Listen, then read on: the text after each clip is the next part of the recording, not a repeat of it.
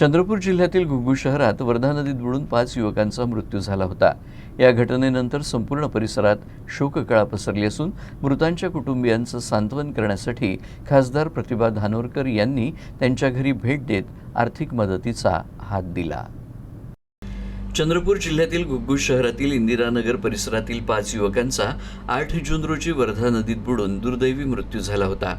तन्मय पथाडे, रोहित बोबडे, सन्नी आसमपल्ली, नकुल केळझरकर आणि सम्यक सोनटक्के हे युवक नदीत पोहण्यासाठी गेले असताना ही दुर्दैवी घटना घडली। एकाच परिसरातील 5 तरुणांच्या अकाली निधनामुळे त्यांच्या कुटुंबियांवर दुःखाचा डोंगर कोसळला आहे। या पार्श्वभूमीवर शुक्रवारी खासदार प्रतिभा धानोरकर यांनी मृत युवकांच्या कुटुंबियांची भेट घेत त्यांचं सांत्वन केलं।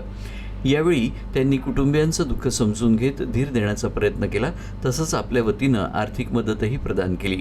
यावेळी महिला काँग्रेस जिल्हाध्यक्ष कुंदा जणेकर, अश्विनी खोब्रागडे, घुग्गूस नगर परिषदेच्या नगराध्यक्षा दीप्ती सोनटक्के, उपाध्यक्ष राजू रेड्डी यांच्यासह काँग्रेसचे अनेक पदाधिकारी, नगरसेवक आणि कार्यकर्ते उपस्थित होते।